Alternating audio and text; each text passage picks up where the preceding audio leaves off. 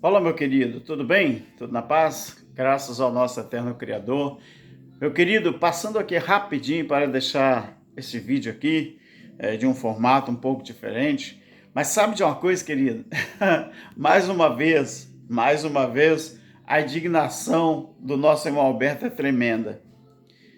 Participamos de um culto, não é? Em um lugar, nesse fim de semana, nos convidaram e fomos lá. Queridos, eu fiquei revoltado com aquilo que a gente ouve. Meu Deus do céu, que falta de responsabilidade com a palavra do nosso eterno Criador. Como que as pessoas ainda usam, têm coragem de usar passagens da velha aliança, passagens do Velho Testamento para trazer para os nossos dias. Ô gente, eu fico indignado, você sabe com o quê? Porque o culto, ele começa e termina, você vê que as pessoas têm fome, as pessoas têm sede, as pessoas vão atrás de alimento, vão atrás de alguma coisa para se alimentar. E eu fico me perguntando, gente, qual é o nosso papel aqui na Terra pós-cruz? Será que na Bíblia Sagrada, que é chamada de Bíblia Sagrada, será que não tem temas da nova aliança, temas do pós-cruz, temas do pós-juízo, para falarmos da grandeza do nosso eterno Criador com respeito à nossa tão grande salvação? Queridos, a minha indignação foi tão grande, que eu meneava a cabeça. Quando eu ouvia palavras que não tem nada a ver com a fase que a igreja está atravessando hoje, eu ficava indignado, eu meneava a cabeça e falava assim, como nosso irmão Geraldo lá no Rio, desse reggae eu não como mais. Mas, gente, eu fiquei impressionado. Qual é a nossa responsabilidade? Qual é a nossa função? Será que o povo que se diz evangélicos, o povo que se diz cristão, ainda não perceberam que não faz nenhum efeito na vida das pessoas a gente trazer passagens do Velho Testamento para edificar alguém hoje, em pleno século XXI, na plena era do Evangelho Eterno, capítulo 14, Apocalipse, versículo 6. Aí eu achei interessante, queridos, que depois de tanto tempo que a gente saiu do sistema, eu fiquei impressionado como alguém olha para nós como se a gente fosse o pior ser humano que existe, só porque não fazemos parte mais das denominações e do sistema religioso ao qual eles pertencem. É interessante que eles olham para você e fazem a mesma coisa que os judeus faziam com os gentios. Não, você não faz parte desta comunidade, você não faz parte desse povo, você não faz parte da nossa alegria, você não faz parte desta comunhão. Sabe, querido, você faz a leitura. Quando você olha nos olhos deles, quando eles olham para você, você faz a leitura no olhar.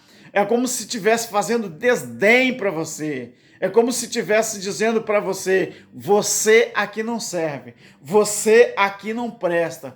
Oh, meu Pai do céu, oh, meu grande Criador, que evangelho é esse que essa turma prega? Evangelho do ódio, evangelho da hipocrisia, evangelho da prepotência. Se eles tivessem pelo menos, assim como tem um líder religioso, que aqui no meu bairro, irmãos, tem pessoas que não gostam de mim, pessoas que não conversam comigo, pessoas crentes, tá? Mas eles não têm, não vou dizer, o mínimo de dignidade para falar assim, não, o que o nosso irmão fala, ele lê na Bíblia. Eu vou pelo menos me humilhar eu vou parar de falar mal do irmão e eu vou na casa dele que é tão próximo, é tão perto. O nosso bairro não é nem é tão grande assim.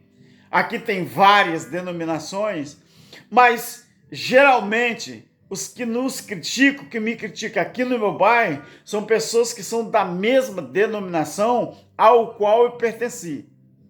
Então é interessante, queridos, que eles não têm um mínimo de dignidade para falar assim, não, já que o nosso irmão, o que ele fala, ele lê na Bíblia, eu vou lá para mim também saber como que funciona esse entendimento. Mas não tem essa dignidade. Para eles é mais fácil falar mal. Para eles é mais fácil criticar. Para eles é mais fácil zombar do que vir tirar a prova dos 9. É muito interessante, querido. Aí eu fico, sabe o quê? Eu fico me perguntando assim, Deus, como que eu vou reagir com essas pessoas? E não é Deus que fala comigo, não. Deus vem lá do céu e fala comigo, não. Ele fala comigo através da palavra, ele fala assim, mas você é pior do que o meu filho na sua manifestação de carne? Que Deus ele se tornou carne, né? Você é melhor que ele? Aí eu falo, é mesmo, né? O Filho de Deus aqui na terra, ele foi julgado, zombaram dele, criticaram dele o máximo que puderam, e depois o próprio Sinédrio levou ele à cruz. Você acha que quem levou Jesus à cruz foi algum sistema político? Você acha que foi sistema financeiro? Querido, quem levou Jesus à cruz foi o sistema religioso. Triste hora que ele deparou com o sistema religioso, não é? Nicodemos, não é? João 3, ainda foi mais bem-aventurado do que o sistema religioso. Nicodemos, ele era presidente do STF, representado lá pelo Sinedrim, ou Sinédrio. Quando Jesus manifestou ali, Nicodemos, naquele encontro, né? Ali foi uma batalha mesmo de heróis, foi uma batalha, né? Onde teve um encontro épico, vou dizer assim, de Jesus e Nicodemos. Ali foi uma batalha. E porque Nicodemos era presidente do Sinédrio, não é? Então, é como se fosse hoje o presidente do STF aqui no Brasil. Então nós vamos dizer, Nicodemos, o papel dele foi melhor. Que Nicodemos, ele procurou a ir ter com Jesus, era líder religioso, presidente do Sinédrio, mas ele teve a capacidade, a humildade de falar assim, não, eu tenho que ver o que esse homem fala. Esse homem fala coisa diferente. Não é possível. Se alguém não fosse enviado de Deus, não podia falar dessa forma. E a Bíblia registra ali que ele aproveitou um momento da noite e foi conversar com Jesus para tirar a prova dos 9.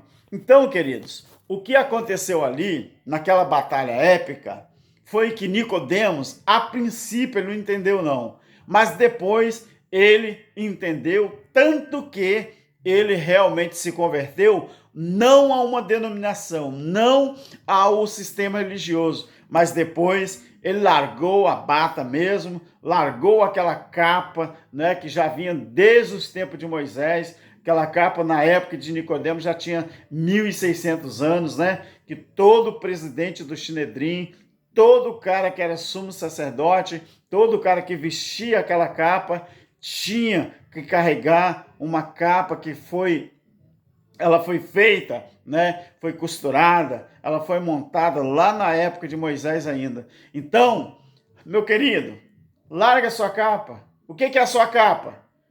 O que é a sua capa? No sentido hoje espiritual. Qual é a sua capa? Sabe o que é a sua capa hoje? A sua capa é a sua hipocrisia. A sua capa é a sua prepotência. A sua capa é a sua arrogância. Por que você acha que aquele rapaz, o cego de Bartimeu, a primeira atitude dele, quando ele ficou curado, foi lançar a sua capa fora para ir ter com Jesus? Aquela capa, se você estudar a história, claro que crente não gosta de estudar, né? Se você estudar a história, aquela capa ele ganhava do governo romano, ganhava do sistema político e dava o direito dele mendigar. Aquela capa, por que ele jogou fora? Porque a partir daquele momento ele não precisava usar aquela capa, porque os seus olhos foram abertos e ele não precisava mais mendigar. Tá certo, querido? Então, se você aprender isso, você nunca mais irá criticar e nem julgar ninguém. Então, aprenda isso, tá, querido? E eu fiquei impressionado com aquele momento que eu fiquei ali. E as coisas boas da vida espiritual, ninguém fala, ninguém quer saber. Mas o dia que todo mundo descobrir a verdade, meu filho, muita gente vai ficar de boca aberta. Pronto, falei. Estude sobre o preterismo completo, estude sobre a escatologia consumada e você vai ver há quanto tempo que a religião está vindo te enganando. Tá bom, meu querido? Fique na paz e tenhamos uma boa semana para a honra e glória do nosso Criador. Amém.